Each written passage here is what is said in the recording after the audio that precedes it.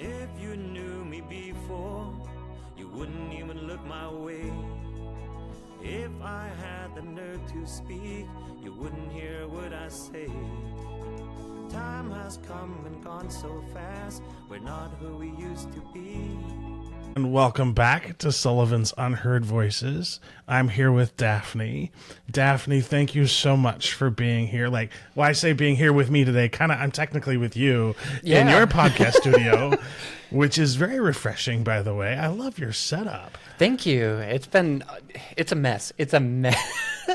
There's so many wires, and people look at it and they go, I've got to work on wire control, people so see it hard, and though. it's a mess, and people go, where all those go? And I go, yeah, I guess so. I don't know. Well, and it's one of those things where, because I hear that all the time too, because I have a to-go podcast booth that I take with me, and my wires are always messed up, and it's just because wires in my head are messed up. That's fair. That's really fair. But I wanted to have you on the podcast today to talk about what you've got going on, because I think it's something special. And I think with your Transplaining Podcast and what you're doing, more people need to know about it, because it's one of those things where a lot of the conversation about trans community is not from the perspective of trans people. It's not. A lot of what you're hearing nowadays is coming from the politicians and the news, and it's whatever they want to say. So whether they're coming in and demonizing and dehumanizing the trans community, I mean, that's one of the major messages, probably the most heard message anyway that we're hearing going around right now. I believe it's North Carolina right now. All the Republican politicians are basing trans rights as the base of their campaign. So it's becoming a bigger and bigger message about attacking the trans community, and a lot of the community is being attacked. So we started this podcast, me and my co-host, to provide insight into the trans community. We focus on listening to trans people, letting them tell their stories, giving them a platform for that. So we're taking away the myths around trans people, and we're humanizing them, and then we're also bringing in allies and I'm blanking right now. Allies and parents to talk about how to support the community, how to support your kids, why to support the community, and then we're bringing around experts in all of their different fields to talk about whatever their expertise is. So we have medical professionals, legal professionals, all these different areas to come talk about how they work with trans people. And we had the nation's leading medical researcher on gender identity, on internal medicine, come in and talk about how sex is determined on a biological scale. And so it was because sex isn't just male and female. Sex is a spectrum on its own. And, they broke it down, they brought out charts, and it explained the entire process. And it was a really fascinating couple episodes, actually, right? We're bringing in politicians to talk about how to make change and what does that look like. I'm bringing in a sex therapist to come talk about ways that people can have sex in an affirming way, right? Because this is a topic that people don't talk about, but a lot of trans people are uncomfortable with. And so we're educating people outside the community, but also in the community. A lot of people go through the transition and they're not comfortable with their body, or they're starting the transition, they're not comfortable with parts. Nobody likes talking about the parts in the way that other people used to talk about them, because that's not affirming. And so we're bringing in someone to say, hey, here's ways you can do it in an affirming way that satisfies everybody. So it's Which all I the think areas. is an important conversation, because sex education just in of itself is terrible in schools begin with. It is. And it's one of those interesting societal things where we're not allowed to talk about it, but yet it's something you're supposed to incorporate and just kind of feel your way through it. Yeah. But that takes that complicates things so much, regardless of your gender or regardless of your situation. And so the idea that we can't talk about that openly is kind of absurd. And so I really appreciate that perspective, because we should be talking about that. It should be normalized to be able to have these conversations, because this makes, I mean, and this isn't just for trans people, this is for all people. Everybody, yeah. Yeah, you should be able to talk about this openly and discuss it in a way that's not shameful. And you should be, because, I mean, your body's a beautiful thing. Being able to work with it in all of the ways is a beautiful thing. But on top of that, it's also, it's more than just talking about your body. It's talking about your relationships. What are ways that you can work better in your relationships? How can you help each other in other, like, it's a meaningful conversation that needs to be held around. It just helps everybody. It helps people be safer and more comfortable. Yeah. Yeah. So it's a conversation needed for everybody. I was listening to a podcast called Shameless Sex, and it's these two ladies. One of them, I believe, writes articles about, or no, she reviews sex toys, and then the other one owns a sex store, or toy store. We'll say that, right? Yeah. And adult store. And so these two ladies got together and they started the podcast Shameless Sex, and they just go into all the topics, and there's just no shame. They take it, they destigmify everything, and they just go, hey, we're just going to have a conversation. And one of the episodes in there, they do talk about how to have affirming sex.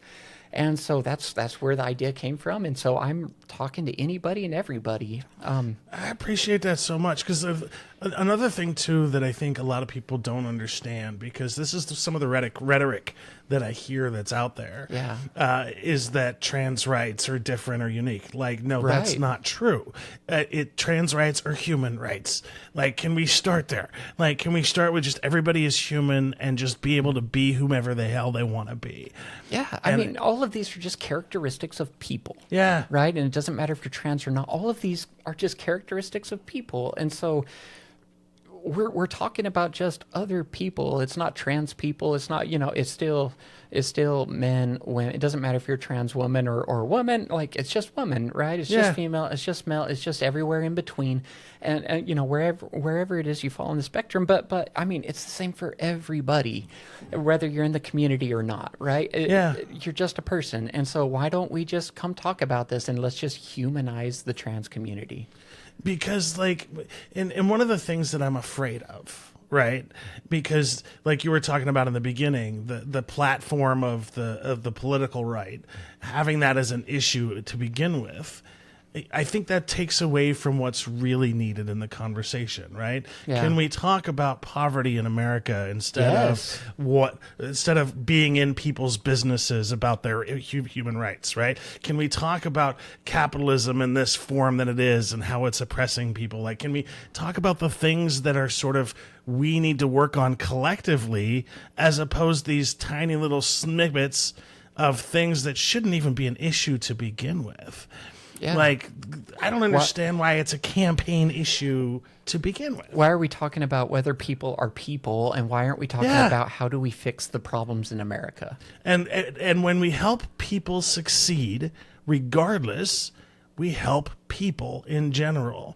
It's one of the things, like with my disability advocacy, that I argue at length, right? I've seen that. Yeah, just changing something that helps somebody with a disability actually helps everybody. Yes. And so if we can figure out a way to flip the script and having conversations about what's really going on and how we can help people lead better lives, I think we can actually get something accomplished. Yeah. But right now it's just it's all this fighting over nonsense. Well, and a lot of people think that, each person is each individual person, but people work together to become a community, right? People think of your body as it's my body, right? But it's not your body. It's a bunch of cells working together. It's literally a bunch of microclimates that are working together to create yourself. Yeah. And then when it comes to ourselves, we're working together to create a community. So helping one person affects the whole community. And so if we can just turn around and help people, we're helping the country. And one of the things that I love and appreciate about your podcast is when you talk about the affirming and support, especially from the parents' perspective. Yeah. And the reason I bring it up is because one of my best friends who passed a couple years ago did not get the support from her parents the minute she came out. Yeah. And it was devastating to her. And it just was like crippling to me as even her friend. And like, I just want people to know, like, if your kid comes out to you as trans or gay or whatever, just support them. It's the bare minimum you can do. And I don't understand parents that don't. I understand that on a pretty deep scale because my family walked away when I came out, right? And everybody walked away. I have very limited contact with any people in my family. So I understand that.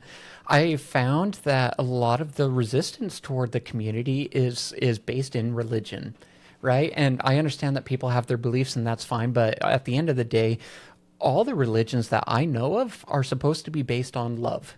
And so when you turn around, put love first, and then you can worry about your rules or whatever later. But let's focus on love first. And when you do that, so there's no reason that parents can't be there, accepting their kids, supporting their kids as they go through these things, because love should be the first thing. There's no rules attached to that, just love.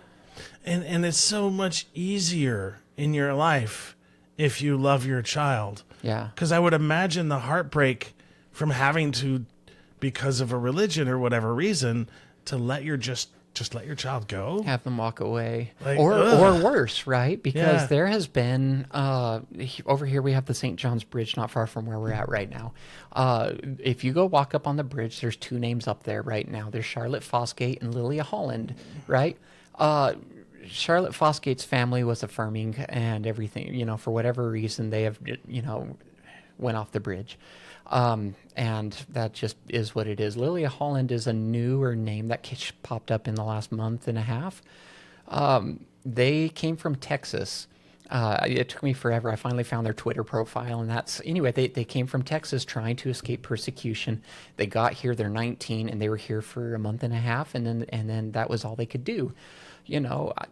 Having affirming families is such an important thing because it's so much more than just keeping your family together. It's keeping lives together. And it's so important for just the humanity of it. Yeah. And it is one of the things that I just strive for is just generalized kindness and acceptance. Yeah. And when I hear people push back against that, it's one of the things that my autistic brain can't comprehend. Yeah. I don't understand it. I don't understand the reasons behind it. I don't understand the logic behind it. And that gets me into trouble so many times. People fear things that are different. When people say things that are different, it's not like us, it's different, it's out there, it's out of our comfort zone, and that scares people. They don't like being out of their comfort zone. And so a lot of the hate that's ever existed is because they're different. Whether it's been racism that's happened with slavery, whether it's been women being discriminated against, whether it's been the LGBTQ community, whether it's been the Latinx community, whatever it is, or even the Asian community, building the railroads and whatnot in San Francisco, right? Yeah, and the Japanese internment camps. Yes, it's all it's or Hitler with the Jews, right? It has always been the things that are different has been what makes people uncomfortable. This is where hate comes from. I guess I just don't understand hate in general, right? Right. But then again, I'm weird, and I don't know if weird's the right word, but I don't experience anger as an emotion. Fair enough. Fair enough. Yeah. Yeah. I don't know. When I was a kid, I used to be just really angry. Mm-hmm. I used to, and I didn't show it really, but inside it was there, and it would just boil and boil, and you could just feel, you felt like you were just going to break all the time, and it would just, you felt like you were going to explode, And then there was a couple of things that I did change in my life, whatever, that really helped that out. One of them was I started swearing. So I did, and for the first little while, I swore like a sailor, and maybe I still do that a little bit. But having the ability to be free in your expression is one of the things that I did to be able to release some of that anger that's inside. And it doesn't matter if it was by swearing or by dressing different. Having free that expression took a lot of that anger out of me. And so I think maybe some of this anger is also coming from people having their own feelings that they're running away from. I really appreciate that.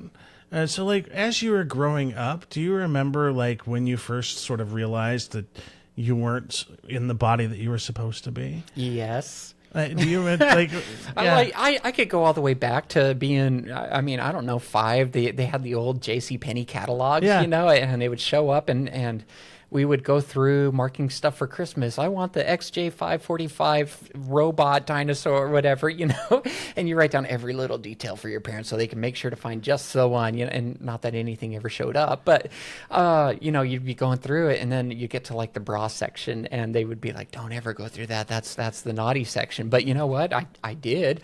But, you know, a lot of boys would ever see the naughty section and they're looking at something totally different. When I saw it, it was, ooh, that feels normal to me, you know, when I saw that. Fast forward, I think 8 years old is when the Twister movie came out. Helen Hunt played as Jo, the main character there. And she was gorgeous and she was a great actor. But then on top of it, I saw her and I can still remember the feeling and thought coming through me of I want to be her. Fast forward to turning 13, somewhere in there, Pirates of the Caribbean came out, Keira Knightley anyway, they wore the corset, right? And as they started tightening it up, she passes out and falls off the thing, right? And all the ladies in the class, all the women were sitting here going, oh my gosh. And I'm like, what do you mean? What's going on? And they go, oh, it's a corset. And I go, I don't know what that means. And they go, well, it's this, the thing that they just tightened up, that's the corset. And I go, I don't know what that is, but I need it in my life. Yeah. So now I got like 20 of them. I love it. I love it. So that's like the early stuff that I can remember. I remember feeling like a freak because again, it's different and it was a shameful thing. It's different than what you're taught growing up. In 7th grade, for Pride Week, not Pride Week, but homecoming weeks, right? You had all the days you would dress up for the different events, whatever. And one of the days they picked was cross-dressing day for some reason, right?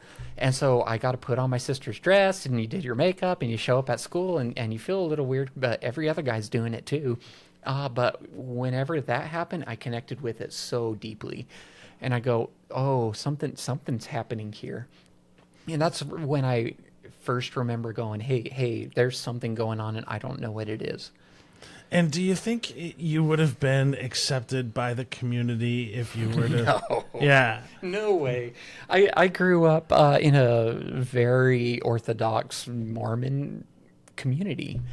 It would not have been. It would not. Yeah. I didn't really do a lot in the way of cross-dressing during that time. It didn't really happen. I know, like, when Halloween time would come around, everybody would start to bring out the costumes. And I would always make it as a joke, whatever, go grab the witch costume, throw it on, and all the girls in the family would all start laughing. Oh, look at you, you know, and they thought it was funny, but, I had other reasons behind it. But, anything I did was you play it off as a joke because you don't really want people to know. Because the consequences are pretty extreme. Yeah. Like I don't think people realize the danger sometimes when you have closed-minded kids who are allowed to be closed-minded and allowed to sort of have that sort of position. We had a kid in school that everybody had determined was gay. And they treated this person just wildly different than the other people. This person was suffering from depression. It was very easy to see it, And at some point, I think they left that school and went to a different school because it just gotten so bad, right? I actually reached out to their parent, who used to be one of my teachers in school. I reached out to them when I started the transition, and I was having a conversation. I said, hey, how's your kid? Because they're in the community, right? And he goes, no, they're straight. They have a wife and kids, and there was such a stigma that was forced on somebody else in a community that it wasn't accurate. Yeah, but it put them in this really bad state. So yeah, there wasn't a place for anything like that to exist. And I remember distinctly, and it was one of those moments that sort of shifted my thinking culturally. Yeah. Because I wasn't thinking about it until I was in high school. Yeah. And somebody wrote an anonymous newsletter or anonymous article to the school newspaper about how they had to hide the fact that they were gay, and that they had all of these concerns and fears, and they would love to be in a place that would accept them if they could be out in the open. Well, then somehow or another, somebody on the paper let loose, if you will, the name of that person. Oh no! And not only did they have to leave school that next week, like they had to pack up and leave the city. And I remember Was it a smaller distinctly, town? yeah, really Okay. tiny town, like predominantly white, religious, Snohomish, Washington.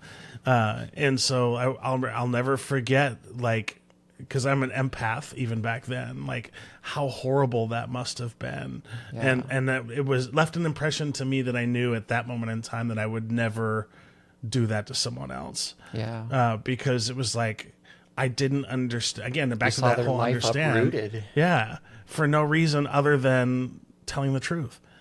And that got me so bad that it just carried on for the rest of my life. But I think that speaks a lot that you were just so open-minded like that, because a lot of people see it and they go, oh, good, the problem is gone. And so for you to see it and go, hey, look, there's compassion here because things change. That changes a lot, and I think it speaks highly of you and who you are. And it continues echoed because you have the podcast where you're still opening up and letting people be there. And I think it stems from back when I was young. My dad looks very much Native American. I look very much like my mom.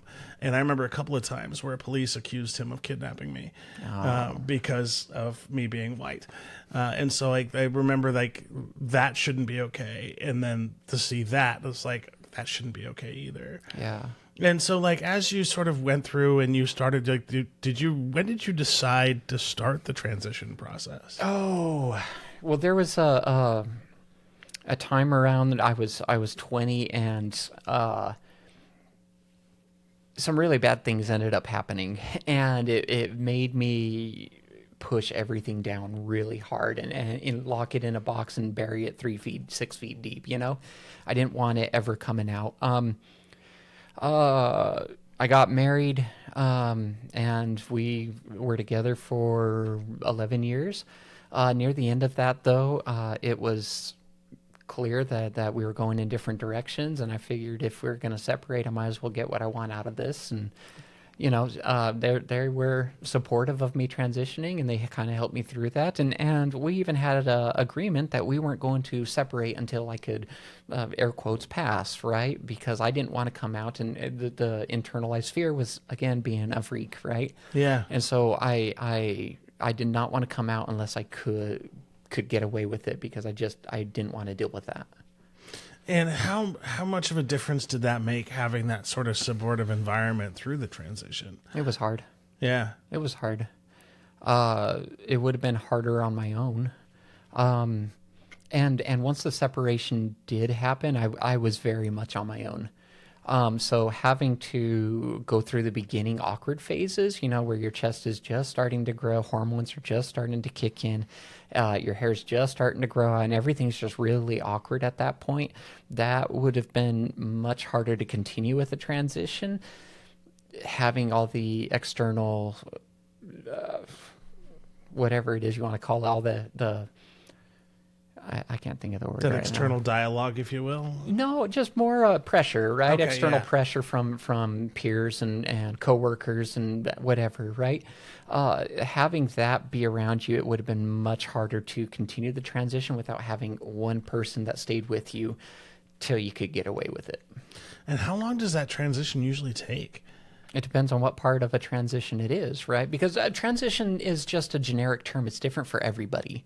I really appreciate that, because I think that's not something that's widely discussed. Yeah. We had a podcast episode today where the person, trans man, and they were talking about that, and they made a comment. They hadn't had hormones. They hadn't taken or had any surgeries, but they were still mask presenting and they were still doing their thing. They're still a trans man, but them not having hormones, them not having the surgery doesn't make them any less of a man. That's just part of who they are, and it's there is no set schedule or path, right, where you have to go A to Z trying to go through the path of transitioning, it's different for everybody. So for someone like me, bottom surgery works well. Hormones work well. Top surgery I didn't need. They came in on their own. So I didn't need that, right? Some people, facial feminization surgery, some people get vocal surgeries. It's different for everybody, and not everybody will do hormones, and so it just depends. Some people have no changes, they're just happy, but they also recognize that they have a masculine side and they're happy being that. And so it just depends. Transition's not a one-stop shop. It's different for everybody. Yeah, the destination is whatever is most comfortable for you as a human. What feels right. Yeah. Yeah. I appreciate that perspective.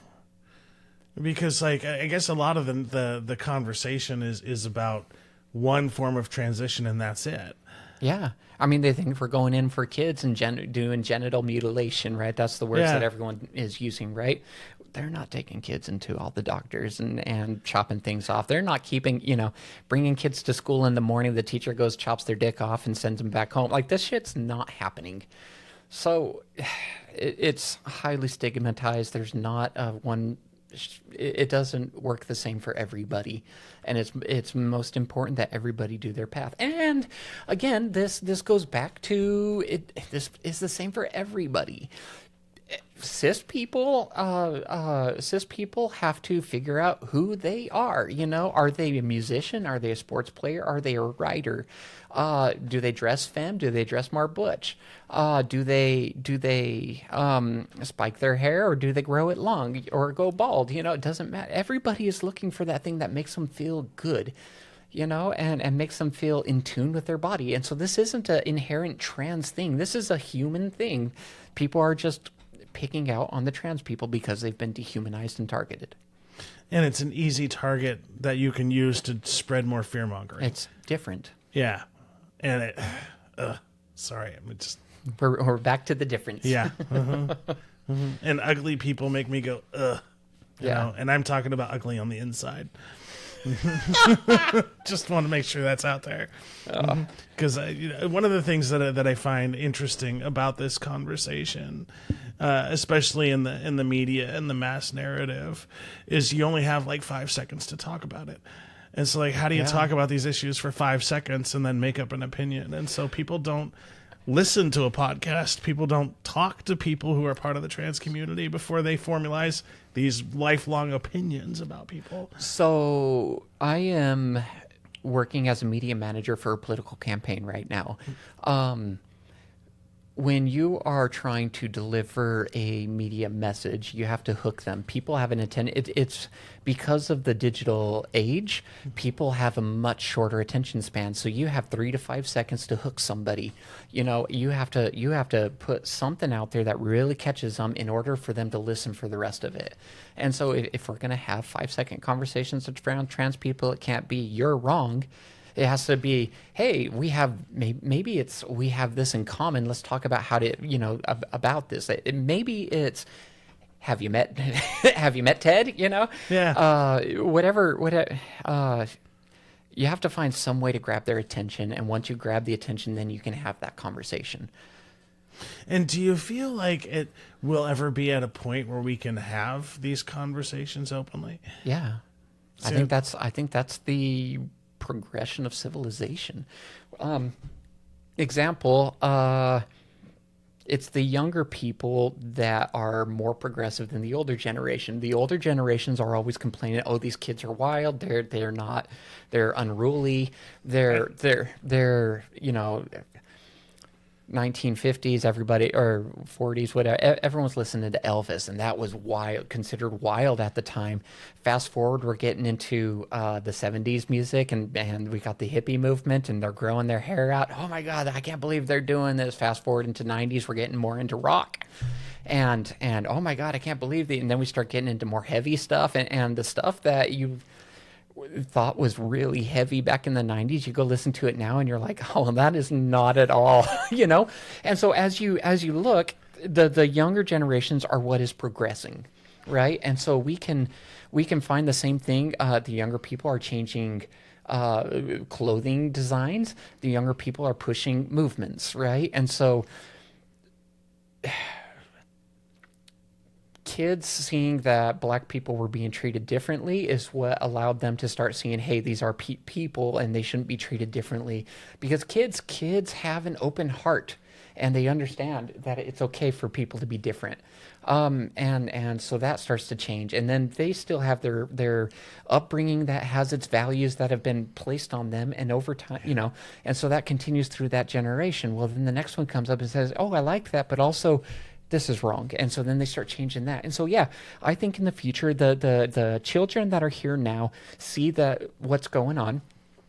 We know that the teen and youth, whatever, right now tend to have higher numbers of showing that they are in the LGBTQ community than adults do. But adults have been growing up in a society where it wasn't okay. You weren't allowed to do this. Nobody talked about this stuff. There wasn't resources.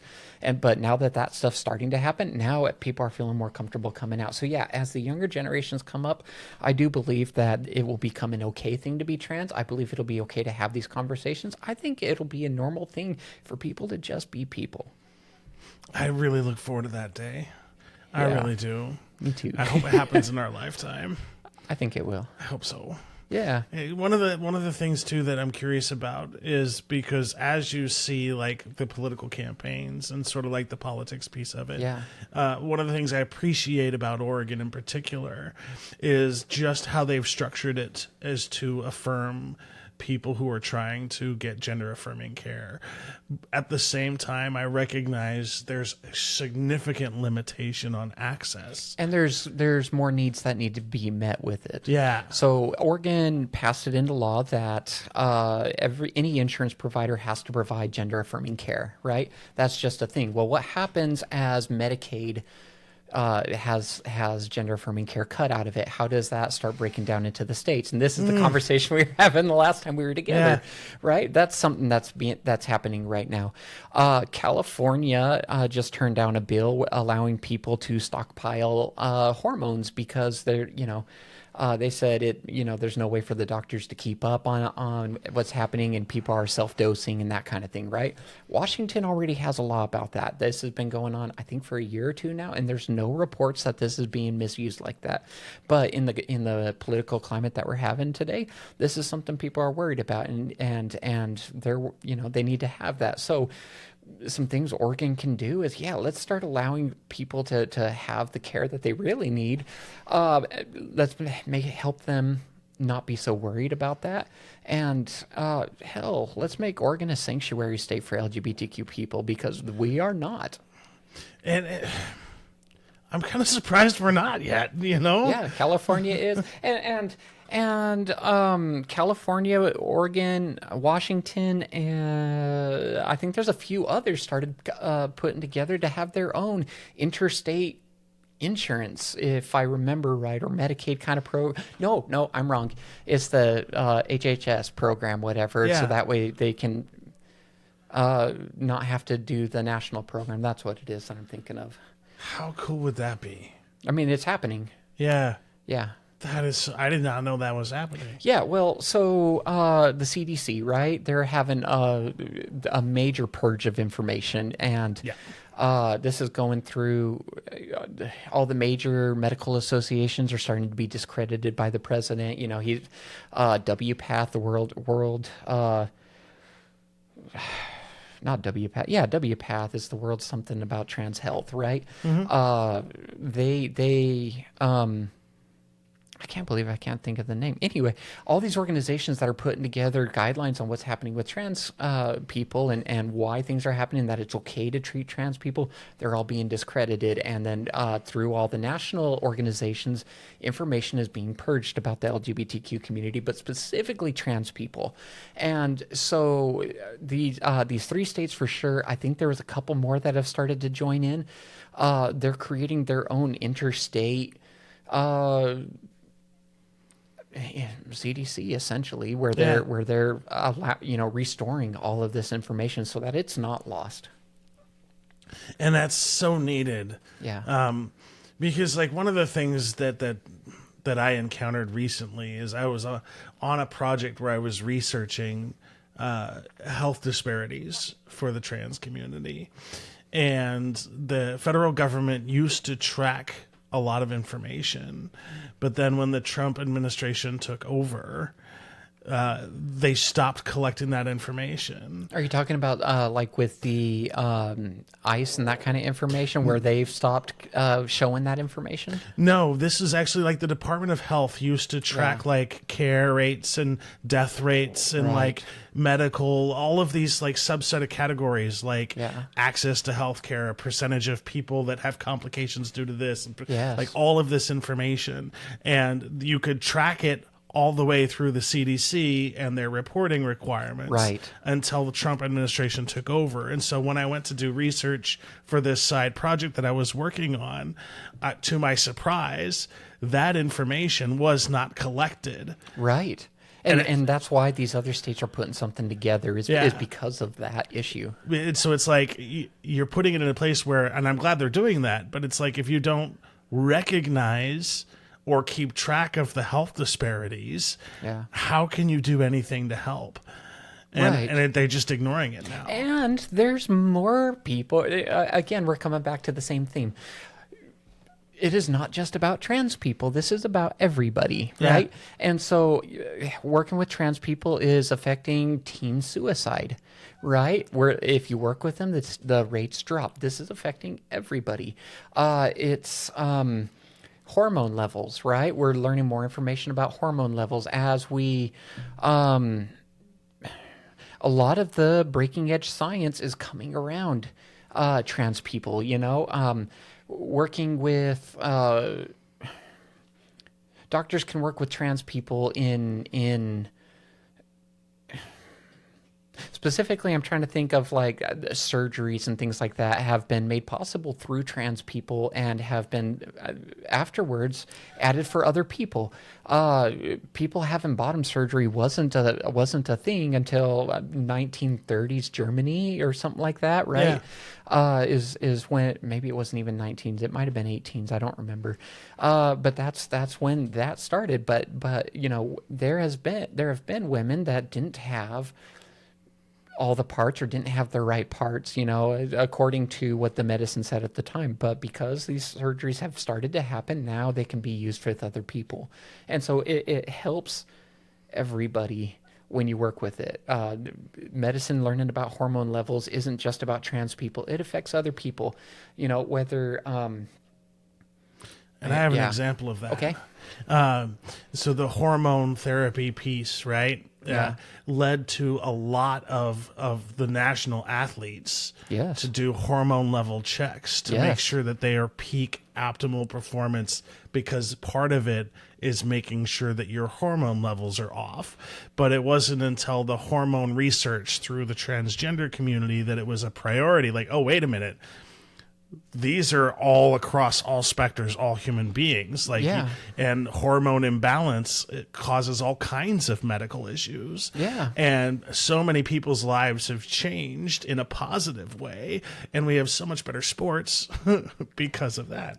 Well, like, what was it, 1986? I think was when the Olympic Committee they were doing the research. They were testing hormone levels and things like that, and all of a sudden they started realizing that all of these athletes didn't have the same hormone levels, and they were all these different levels, you know, and it created the change where they go, hey, we're not going to be testing all the hormone levels after this because we've learned this, you know, and now we're back to reinstating that. But learning about trans people affects everybody. The medical researcher on internal medicine, right?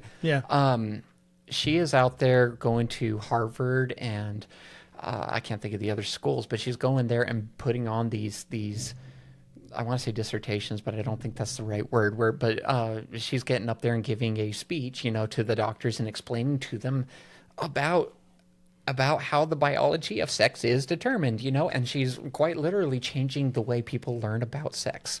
And so, but that happened because they are intersex, and she wanted to know more about hers. She's got like Ehlers-Danlos syndrome or whatever that one is, right? She has whatever whatever condition she has. But that caused her to want to learn more about it. She started going into that. She went down the rabbit hole of how is sex determined, because that comes in with the genes and all these different things, right? Yeah. And as she went through it, she goes, hey, look at this. I've been reading all these, I don't know, she listed like 30 textbooks worth, and she goes, look, she says, I've been reading through all of these, and she started putting all the pieces together, and she goes, hey, look, it's actually a spectrum here, but that affects everybody. That's not just something specific to the trans community. And I love it when people have the receipts when they have the conversation, right? Yeah. Because so many people have developed this opinion based on a 5-second combo in the media. Oh, it's a pseudoscience. Yeah, no, Deep fake. Do your own research. Pick up a book. And more than a 30-second meme surge. Oh, 100%. Yeah. Everyone thinks memes are the greatest thing out there. And don't believe Google. Don't believe Google. ChatGPT is where it's Yeah, at. right?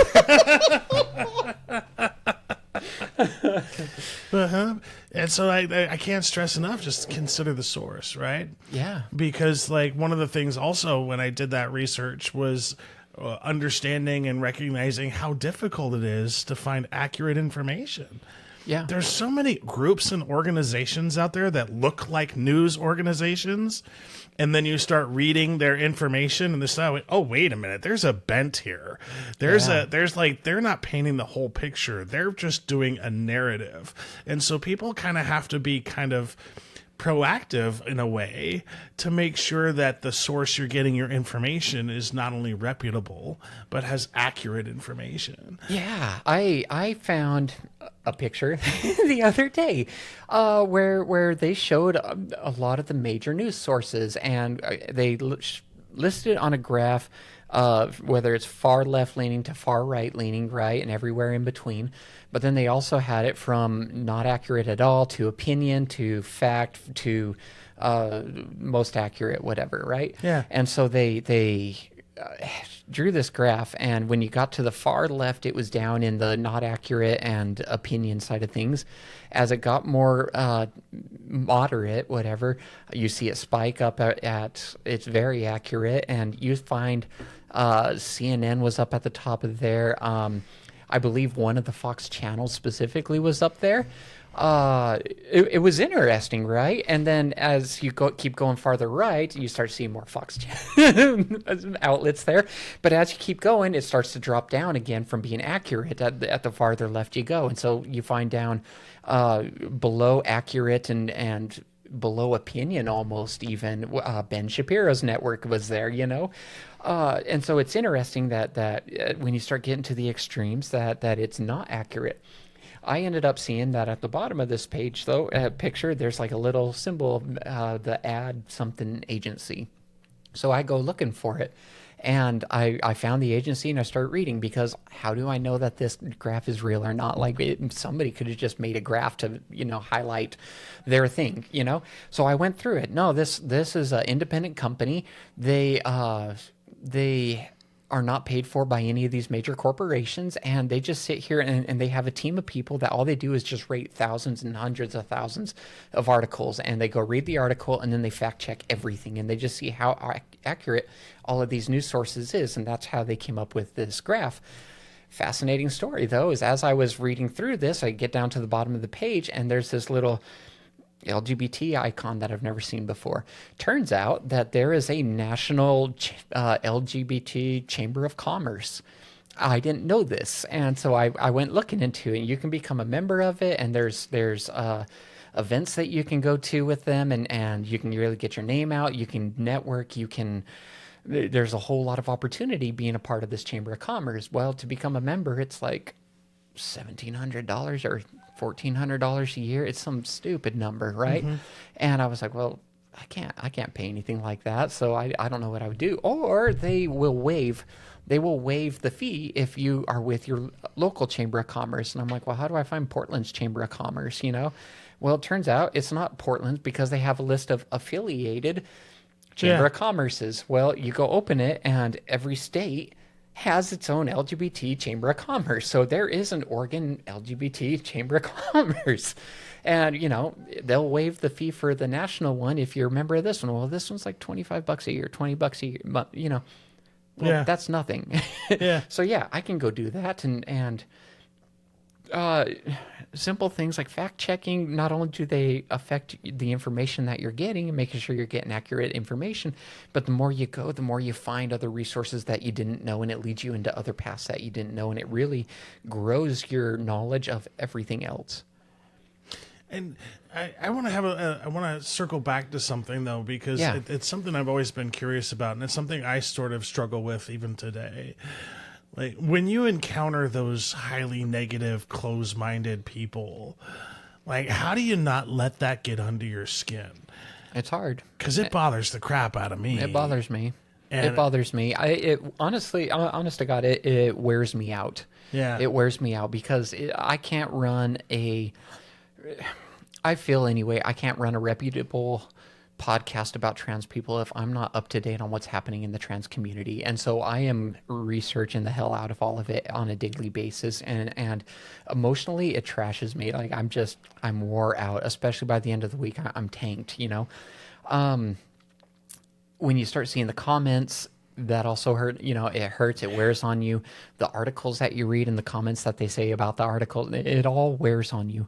Some of the things that we can do is when you're starting to see the comments and see things like that, have a friend review the comments, you know, so that way you can see the ones that are good for you and you don't have to see all the negative shit.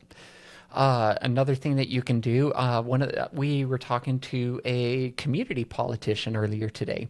And when we were having a conversation with them, they said one of the best things you can do is find something in common with the other people. Because again, people are scared of things that are different, right? So if you can find something in common, you've now humanized yourself between the two of you, and they can be closed-minded, but now they start to open up because, oh, hey, we do have that in common. We both like baseball. Oh, hey, we both, you know, whatever it is, you now have something in common, and they start to open up.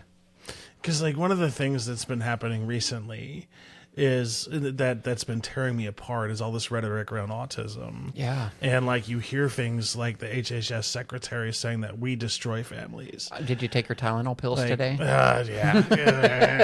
I have a bottle every night. It's how I stay neurodivergent. It's a little secret that we I have a Tylenol drip that I take at night. But I think, do people not realize how people are impacted when they make statements like that? Like, you're in a position of power that works for the government. Like, I remember a time when the government wouldn't take that kind of a stance. Even if that was true, they would at least would have the decency not to say something like an entire group of people is destroying a family. Yeah. I had read a report one time, and I'm not super familiar on it. It's been a little while since I read it.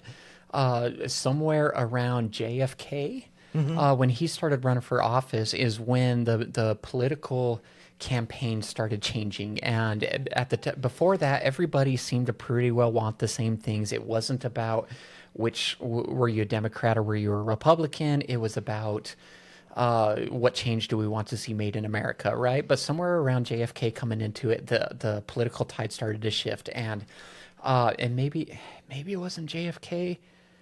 Somewhere in there, though, is when it started to Reagan. Maybe it was Reagan. I don't know. Forgive me. I don't know. But the tide started to shift, and we started to see attack ads starting to come into the play. And the farther it went, it got to be more and more extreme. And especially with social media, the extreme arguments between people has skyrocketed, right? Because the social media algorithms are based on based on finding those things, because the arguments cause more hits. The same thing with news, right? If the news sat here and just reported about everything that was good, everyone would be bored and they would never listen to the news. They report on what's bad, right? And that's what sells news.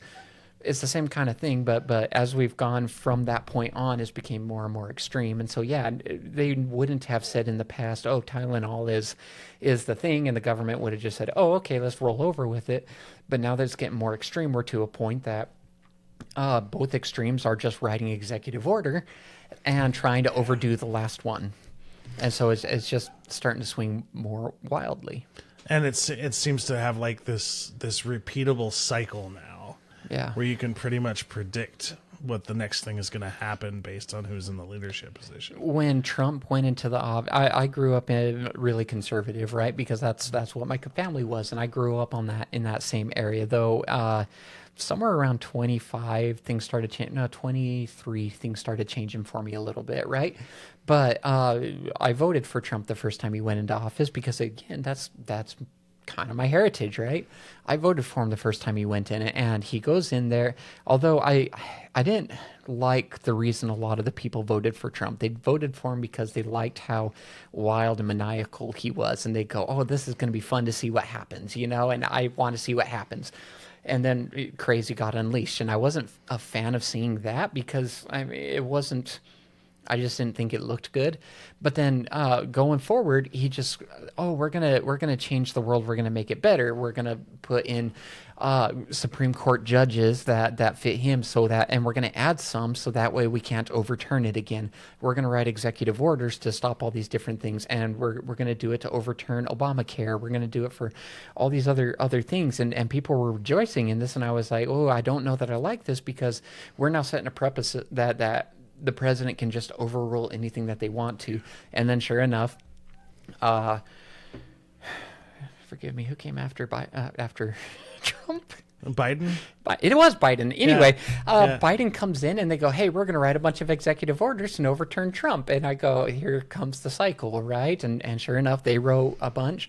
And now Trump came in and he wrote 100 more executive orders. And we're seeing that the number of executive orders is skyrocketing now on an exponential scale. We went from 20 orders to 30 to 50 and now Trump came in and in the first month and a half, there was some 100 and something executive orders signed, and you just heard, and he promoted it on Twitter as this great achievement. Look at how we've done this. And I go, that's not a good thing for the president to just be writing up so many executive orders, and it doesn't matter which side it is. It doesn't matter which side it is. I don't like that executive orders are just being signed right and left.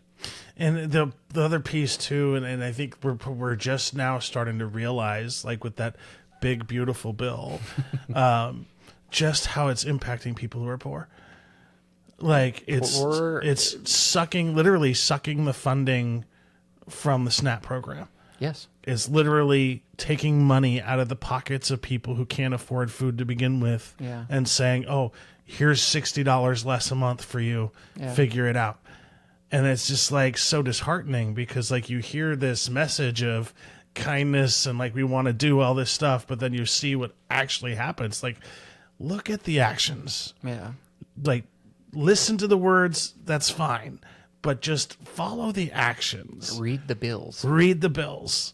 And because like all of these people are under this misconception of like all of these things that these bills are doing for people, but then once the details come out, people are really surprised because nobody told me that. Well, they're not going to tell you that. No, they hide it in a lot of it, text in there, and they hold on to things that they want to do. A couple thoughts that come into mind, right, is you can see a graphic on the internet, whatever, that says, "Oh, hey, look out for Bill HB 215, right, because of A, B, C, and D." But then nobody goes and actually reads the bill to see what actually is happening in there. You go to read in there and you realize, oh, hey, there's racism happening here. There's misogyny happening. Whatever it is, these things are happening in the background. Well, people don't know that because all they saw was this thing saying, "Oh, fight the fires," or whatever it is, right? That's happening. The other thing is that politicians are it's a give and take game. Right now, the government is shut down, right? Yeah. It's been shut down for 2 weeks. The Democrats the Democrats held out on passing the bill held out because the bill was wanting to be passed to deny health care for a lot of people. It was going to affect a lot of people, but especially including the minority communities, and that would include the trans community in there, right? These were things that were being specifically targeted in this bill, and the Democrats said, no, we're not going to. We're going to go ahead and put our foot down. We're not going to do it. Well, okay, the government's been furloughed over this. Fast forward, the Republicans want to go pass their Department of Defense bill. So they go in to go do this, and the Democrats have held out on it, and everyone's sitting here whatever on the Democrats for holding out on this, but it's a give and take game, right? I think what's going to end up happening is that the Democrats and Republicans are going to come together and they're going to say, okay, we'll pass your Department of Defense bill, but you have to pass our medical provisions in this, and that's how I think it's going to end up ending. Because, like, I still don't understand why we have such a hesitation to go towards, like, universal health care. There's the argument of how much is it going to cost? How much is it costing us already? You know, I pay, what, $6,000 a year out of pocket for my health care. Right. And I work for a really good employer who gives me really good insurance. Right. So I'm already paying $6,000 a year. Yeah. Because I have medical needs. Right. So this idea of, it's going to cost you, I doubt it's going to cost us $6,000 a person for everybody in this country. I mean, there's the argument to say that what in here isn't Christ-like.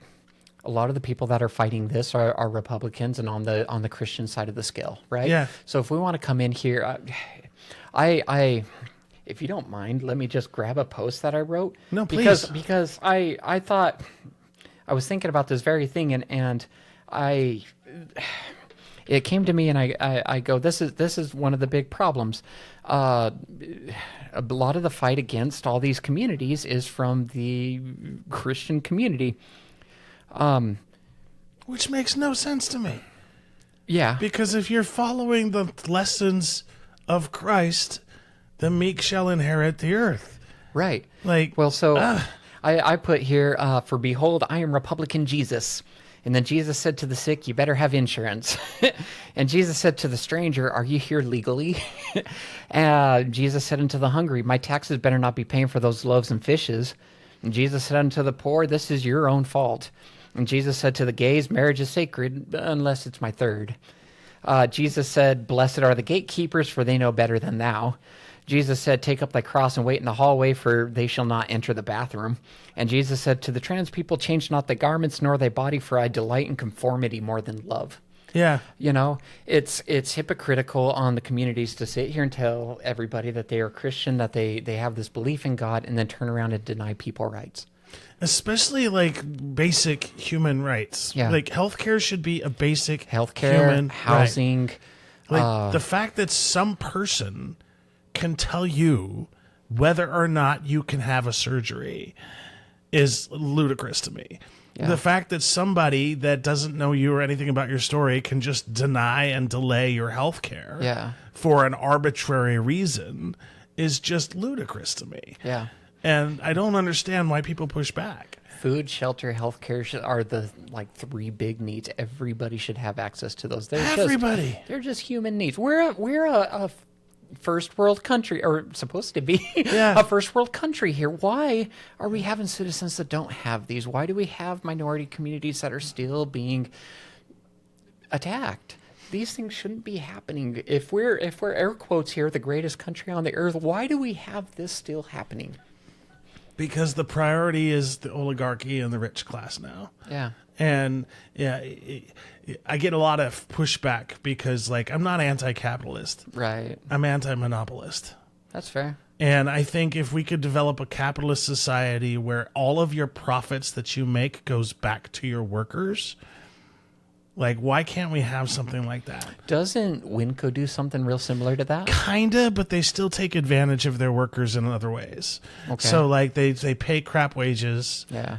They most of the employees are part-timers, so they don't have to pay their health care or pay for all of the things that have mark them right at 29 hours. But then they claim that they're person-owned because you own a percentage of the share in the company that you work for. I think Costco does the same thing. Yeah, it's more like I liken it to the sharecroppers of the day, where, like, you know, you work here and then you have to pay me rent and I pick it out of your paycheck, which is illegal. Yeah. But there are still companies that kind of do that. Yeah. And so I think the moment we went to a shareholder idea to where all of our efforts go towards appeasing shareholders, we lost that connection with customers and we lost that connection with the employees that work for you. So how do we fix that? I don't know. We got to break up some monopolies. I think it's going to end up coming down to grassroots efforts, right? Yeah. It's going to start again with the younger generations turning around saying, hey, I don't think this is right, and let's go ahead and start changing it, right? It's a lot harder to lay off 300 workers if you're capped at 350 workers. And if the idea is the only way we can grow is to ruin the lives of thousands of workers, then maybe we don't grow this year. Maybe we stay the same. That's not necessarily a bad thing. Yeah, but we are in this ever sort of like we need growth over growth over growth, and that's not sustainable. I need growth. Right? I could use growth. But it's the people at the bottom that suffer because like we've allowed these entities to get so big that so what if they lay off 5,000 people? They're not attached to them. They don't know them. They don't lose sleep at night because they're not the ones that have to go in front of them and say, I'm sorry, but you have to tell your spouse or your loved one that you no longer have a job because I'm greedy. So one of the things when you're going to go work for an employer, you can everybody has no problem going up to the boss and just saying, hey, there's a problem, here's a problem, here's a problem. They just go whine to the boss, right? Yeah. The people that move ahead faster and make differences are the ones that go, hey, there's a problem, and here's the ways I see that we can fix it. So, I mean, we can all sit in here and have the conversations and go, oh, the fucking Republicans, oh, the damn Democrats, you know, and we can complain about everybody all day, but where do we make the change? And so I think we start off back at the grassroots efforts again, right? Yeah. Let's have younger people, especially younger people, you know, let's get out, let's get the older generations that are career politicians. Let's kind of get some of these guys out of office. Let's start bringing in younger people because younger people have a fresh eye and a fresh perspective on things. So let's shake it up a little bit. Let's bring in younger people. Let's get people from the minority communities, whether they're trans, black, Latino, whatever it is, the Asian, you know, women. Let's get them coming into these other areas. Let's get them into politics. Let's get them into local municipalities, showing, you know, how to make change. And let's start change there. As we start making change there, these people will grow into politicians at state and national levels. So let's start with that. Let's start with talking to your neighbor, getting to know them. Let's destigmatize all of these things. You know, the community politician that we spoke to earlier, they campaigned essentially to become on the library board, Yeah. right? For their county.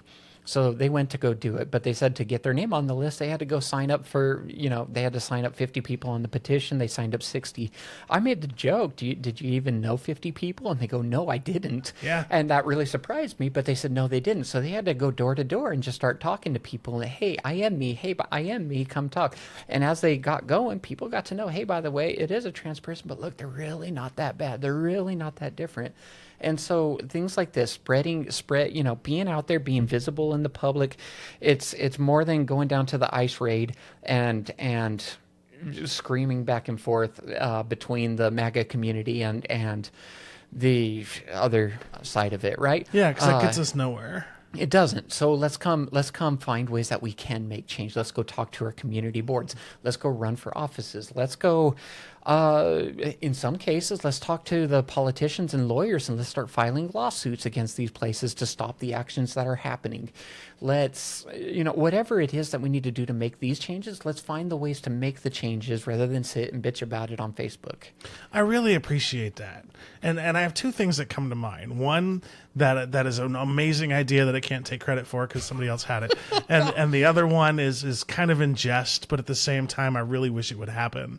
Yeah. One is, I had a gentleman named Chris on my podcast, and he said instead of affordable housing, do affordable condos where the city comes in and they buy half.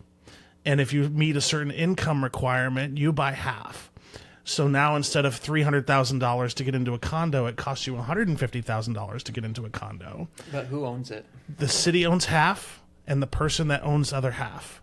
And then when they sell it back to the city at whatever the market value is. So then they can cash out their equity and get into a house or a condo of their own. And then it opens up that condo back to another person. Interesting idea.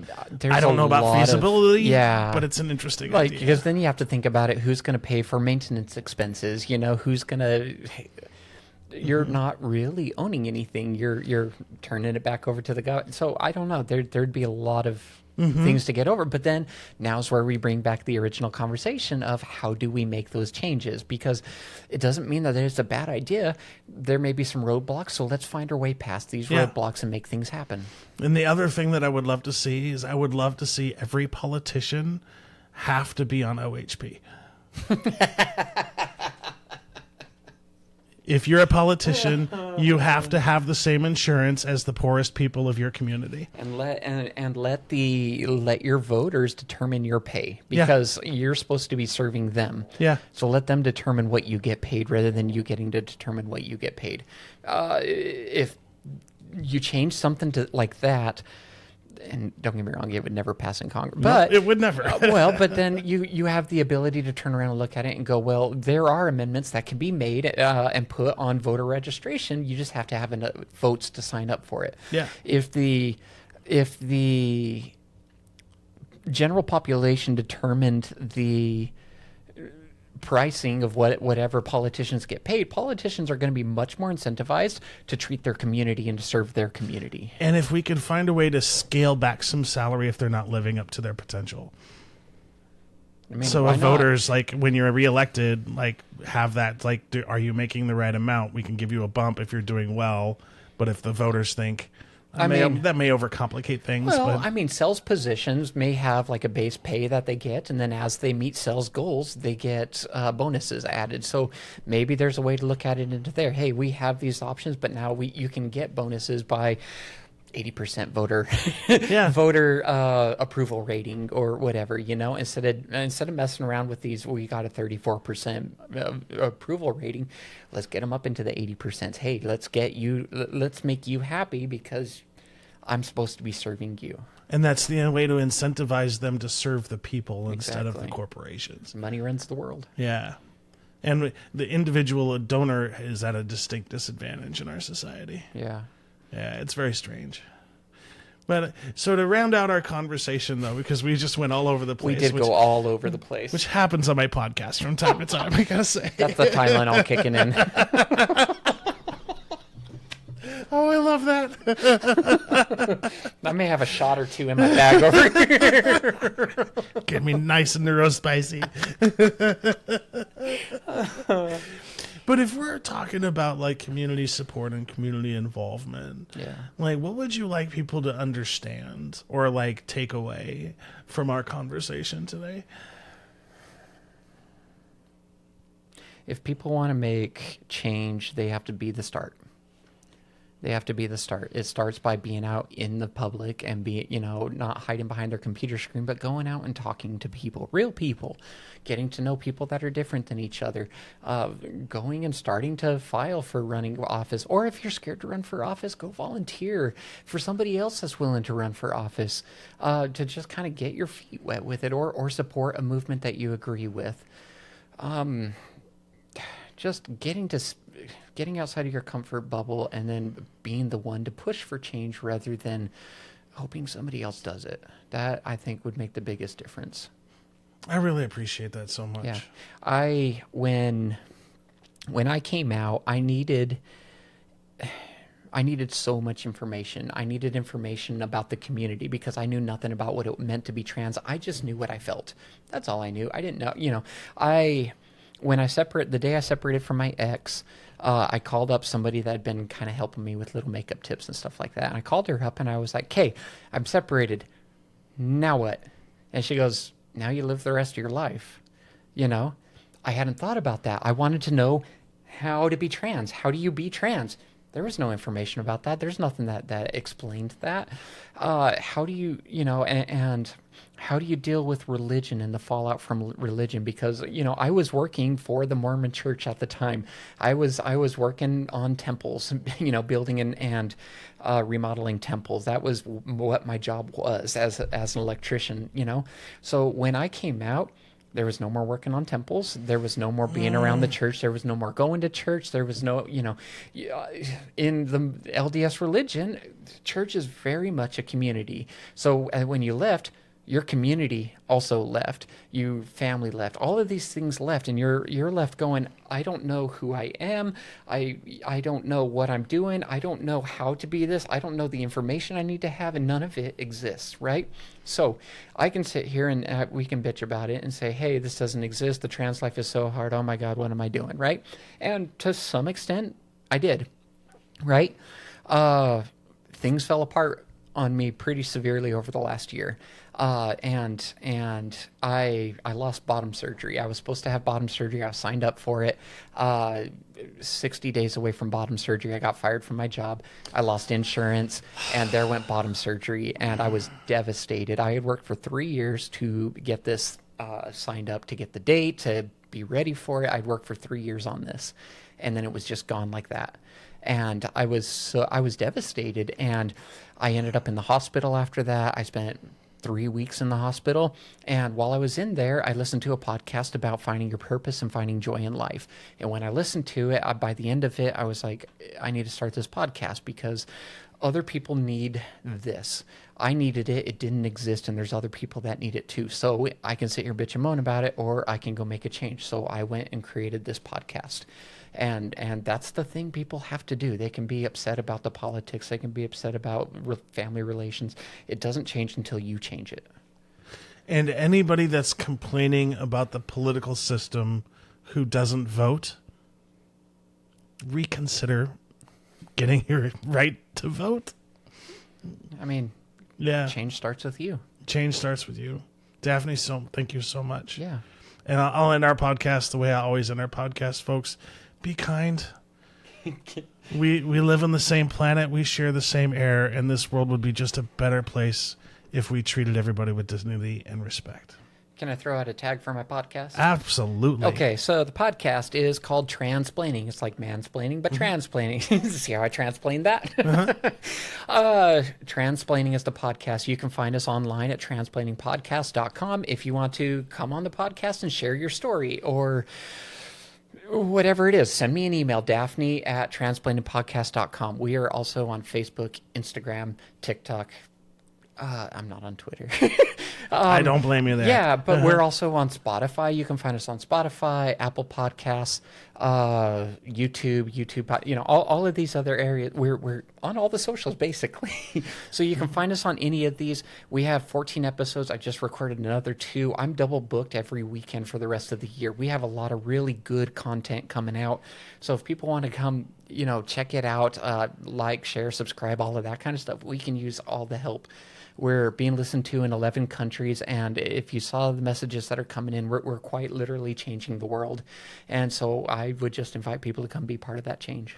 And I can attest to how amazing your podcast is. Oh, yeah? Yeah. And I love the way you approach it and the way that you have real affirming conversations where you include every angle.